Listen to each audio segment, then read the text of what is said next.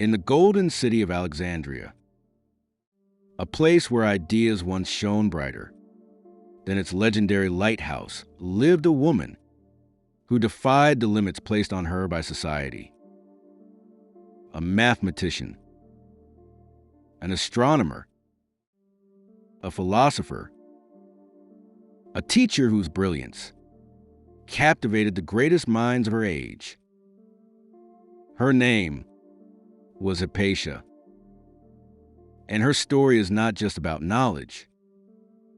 It's about courage, conflict, and the price a woman paid for being centuries ahead of her time.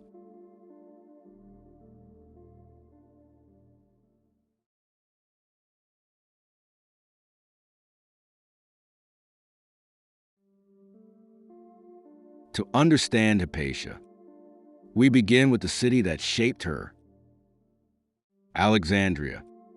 Founded by Alexander the Great, was the beating heart of the ancient world's science and culture. A crossroads of Greeks, Egyptians, Jews, Romans, all bringing their ideas, their mathematics, their philosophies, and at the center of it all stood something almost mythical: the Great Library of Alexandria and its scholarly institution, the Mouseion. This was the world's first true research university. Here, scholars measured the circumference of the Earth. They studied the stars. They dissected the mysteries of geometry. Into this universe of ideas, Hypatia was born.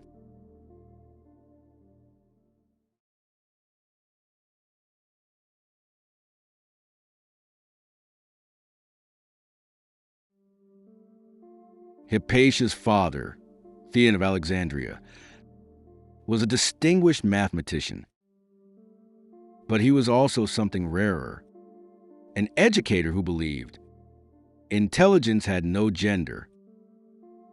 He raised Hypatia, not as a daughter to be protected, but as a mind to be unleashed.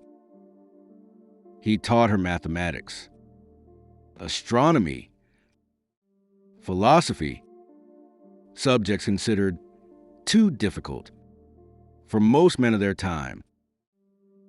And Hypatia absorbed it all like a sponge. By her teens, she was already solving complex geometric problems. By her 20s, she was tutoring the city's elite.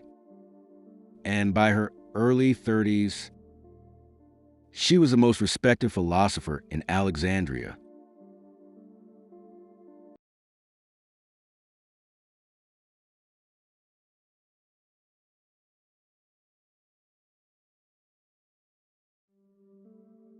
Hypatia became a symbol of intellectual purity. She wore the philosopher's cloak. Simple, modest. She drove her own chariot, refusing dependence on any man.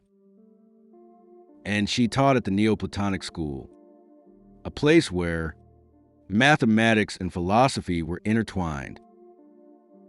To her students, she wasn't just a teacher. She was a guide to the universe itself. Visitors described her lectures as divine. Others said she possessed a calm, magnetic presence, someone who could command silence with just her eyes. But with influence came envy. With respect came fear. And with knowledge came danger.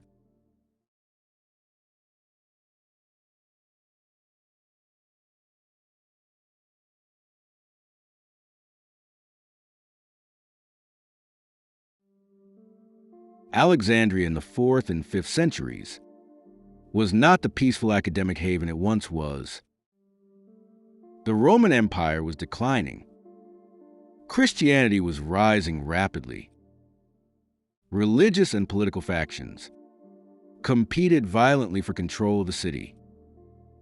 On one side stood Orestes, the Roman prefect, aligned with the city's intellectual class. On the other side, Cyril, the powerful bishop of Alexandria, seeking religious and political dominance. Caught between these forces was Hypatia, not because she chose a side, but because both sides believed she influenced the other. Orestes admired her wisdom. Many Christians respected her teachings, but some saw her as something far more dangerous. A woman whose intellect challenged the authority of man. A philosopher in an age turning hostile to philosophy. And a symbol of the old world that religious extremists wanted to erase.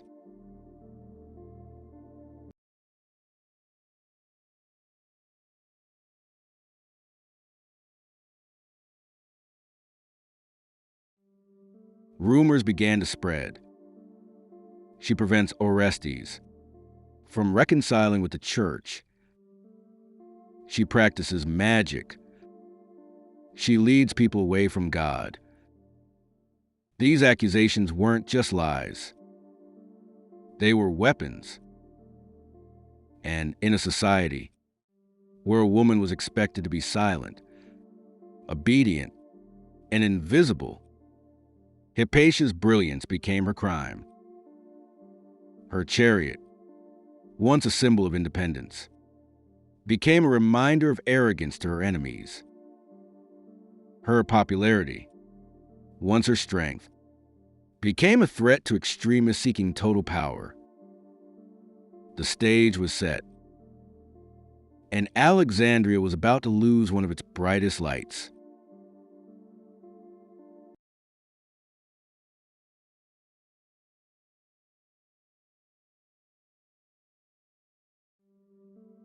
It was around March 4, 15C.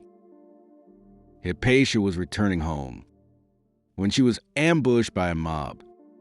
Reports say they were part of a radical sect known as the Parabolani. They dragged her from her chariot. They carried her to the Caesareum, once a temple, now a church. And there, in a place meant for worship, they murdered her. Not quickly, not quietly, but brutally, designed to send a message. They tore her apart, burned her remains, and declared victory over the pagan philosopher. Even in death, they tried to erase her.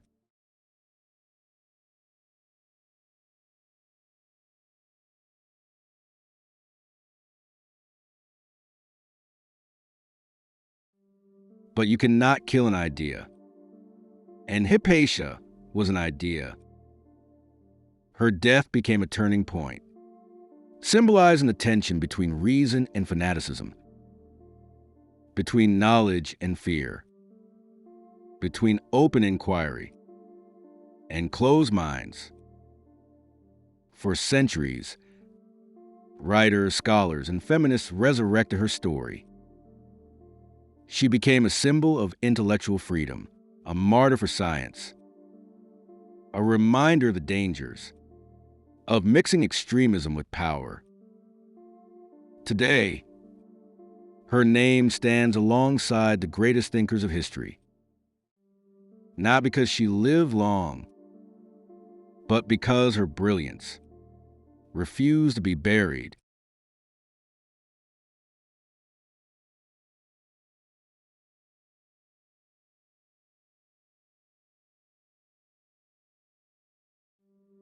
Hypatia wasn't just a teacher.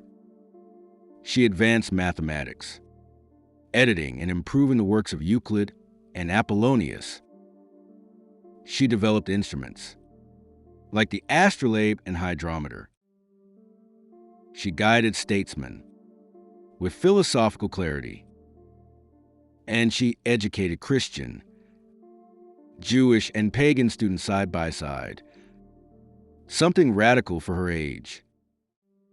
But what truly made her too smart for her time was not her knowledge, it was her independence. She lived without a husband, in a society that demanded one. She led men intellectually, in a world where women were supposed to be silent.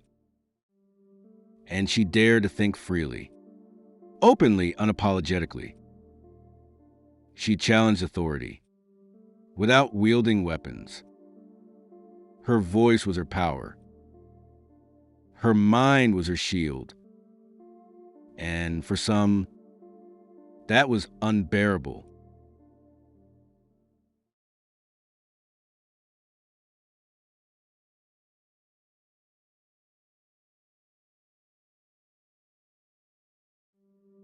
Today, Hypatia's legacy is everywhere. In every girl who picks up a math book against society's expectations. In every scientist who stands for truth despite opposition. In every thinker who refuses to bow to ignorance and fear. She teaches us that knowledge requires courage, that brilliance requires resilience, and that the world often resists those who try to move it forward. But history remembers them anyway. Hypatia of Alexandria was many things: a mathematician, an astronomer, a philosopher, a teacher, but most importantly, she was a woman too smart for her time. And though her enemies tried to silence her, her story continues to echo across centuries, a reminder that ideas outlive empires, and a single brilliant mind can illuminate the world